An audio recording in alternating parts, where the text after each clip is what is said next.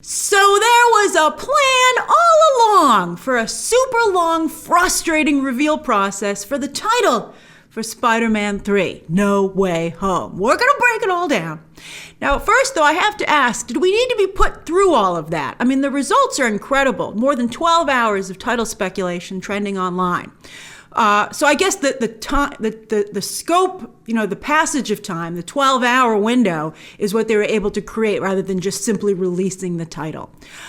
So, I mean, no one's going to hold a grudge against Spider-Man 3. I mean, I wouldn't like to see this, especially with, fake, so many intentionally fake or just, theories that are theories presented as real. I don't know if I want to see the studios injecting, playing that game as well and creating that situation. But they did correct it in less than 24 hours. So I guess it's okay. But yes, Sony has officially begun its ad campaign for Spider-Man 3 with today's title reveal, Spider-Man No Way Home, which maybe implies that Tom Holland can't get home. But since these first look pics that are real, that the cast revealed last night, show him and MJ and Ned looking around, unless that happens at the beginning of the movie, I think it's unlikely that they're all stuck in another multiverse. So maybe it's our multiverse guest stars who are the ones who can't get home, which means, bottom line, it's a good title. It's a good action title, and it raises a lot of questions. Plus, we get this whiteboard of clues. They're mostly having fun, but there's a little bit here to discuss. For instance, the hexagon shape. Now, the hexagon shape does show up in science and nature, which is why it's such an important shape, and it shows up with bugs as well, and it's one of the reasons that it's showing up in WandaVision. The hexagon is a shape of nature. And I think, though, as I discussed with you in my breakdown last week, it was revealed when we saw Agatha Harkness's lair that the hexagons are actually her signature shape. I believe that Westview is almost actually like her nest. A lot of bugs have a hexagon shape for their nest. Pretty interesting. But so no word yet if Spider-Man will also feature Agatha Harkness. We don't even know yet if she's going to make it out of WandaVision, although that would seem like a waste. But also there's the rumored Mephisto and or Nightmare who are supposed to show up. And Nightmare is a pretty strong bet because he's long been rumored to be the Doctor Strange 2 villain. But Wanda and Doctor Strange, though, have definitely been confirmed for Spider-Man No Way Home. So there will be some sort of interaction there. So basically that confirms that you're going to have a situation where Spider-Man No Way Home is a story that runs on two different tracks. On the one track, probably the A storyline, you'll have a Spider-Verse Sinister Six story, which we're all very excited about. That's a shortcut to assemble the Sinister Six. But then, since this is the second chapter of the Multiverse Saga, finishing with Doctor Strange 2, that means that the multiverse storyline will have to continue throughout this film, Spider-Man No Way Home, so that in the big finale in Doctor Strange's movie, he can presumably fix all this. Talk Wanda down. We still don't even know yet if Wanda will be a villain or if she'll be working with Doctor Strange to try and fix this. We'll find out soon enough. I hope this movie has a very long running time because it has a lot to accomplish. Now, we also seem to see what looks like Iron Man's arc reactor. But isn't he dead? Well, of course, now you can have alternate versions of the characters. And I told you back in September that Tom Cruise is likely to appear in Doctor Strange 2. I heard those negotiations were going on back in September, and now I have a little bit of additional information for you. This would be another version of Tony Stark and a very fun nod to him almost getting the role back in 2008. I also told you that because Emily Blunt has been meeting with Marvel, a lot of people hoped it was for Sue Storm. We have another Sue Storm rumor we're going to address in this video. But I think that it's for her to be Black Widow from another reality. Maybe with Tom Cruise's Tony Stark, because she was originally going to play that role before she had to drop out for Gulliver's Travels.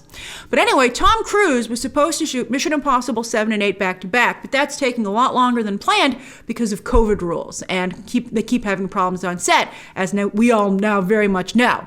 So they're having to take a break in production, not only so Tom Cruise can go promote Top Gun Maverick, which hits theaters July 2nd, but I hear that first he's going to go shoot a little movie, a secret big project, which fits with what I've been telling you, and that he's probably going to jet down to Atlanta and shoot his Doctor Strange 2 role. Will he possibly show up at the end of Spider-Man 3?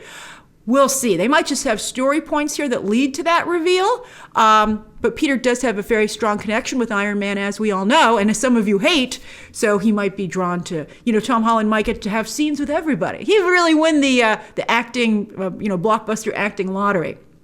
Now, there's also some cute nods here to Home Alone, which many people wanted the title to be because it does have a Christmas theme to it, it seems from set photos. And there's also No Place Like Home, and they're crossed out for trademark and potential copyright issues. Although, thanks to the Fox deal, Disney now owns Home Alone, and I believe The Wizard of Oz, I checked actually, The Wizard of Oz is now in the public domain. And that line is from the book. They don't have to worry about the movie being an issue, the MGM classic. But also they can even put, by the way, copyright issues are no joke, so you couldn't even make a joke like this unless it was the public domain and that you actually did own the rights to Home Alone. Because even if you were to put it up there, if it was copywritten, you'd have to pay for it or get permission. All right, so there's also, so Sony has the title card, and it says in the reveal video that it will only play in theaters. And, a lot of us get triggered when we see that because, we like having a choice right now when it's a health issue. But I feel this movie's set for December. I think with the way things are going and the progress is really starting to pick up with the vaccination and movie theaters reopening, I think that it's very likely that Sony can deliver on this promise of theaters only for a December release. I wouldn't be too worried about that, even as a moviegoer. I think we'll all be able to go by then, which isn't that nice? All right, so also, what else do we know about the second chapter of the Multiverse Saga? Let's just quickly go over what we know and factor in some of the new stuff. So again, we have the pictures that the 3 stars shared with their fake titles, these first look photos, with Peter, NJ, and Ned doing some Scooby-Doo style sleuthing in a dark and scary place that does look like it's Doctor Strange or Wanda storyline related. That's Zendaya, by the way. She's so good at stealing focus with her funny expressions as MJ. She did a great job developing that character. Other known appearances, as I told you, Daredevil, or at least Matt Murdock, will be showing up, and it was just revealed the other day they were casting extras for a courtroom scene, and I think Matt Murdock will probably just be the one to show up here. He wouldn't be a multiverse character, though, because he's never shown up in the movies, so he would just be, in the MCU proper.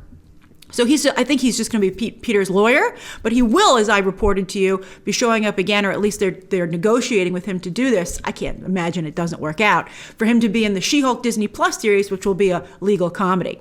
And Tom Holland will again be getting to fight the multiverse version of the Sinister Six. Many of those stars already reported in the trades, alongside Andrew Garfield and Tobey Maguire. And Tom Holland keeps denying this, but I think he's just being put in a tough spot. I wish he would just have his publicist tell people not to ask him this. And I think he's such a big star, and these are big people, I think they would have to abide if they were told not to ask. So I don't know how he keeps ending up being put in this position.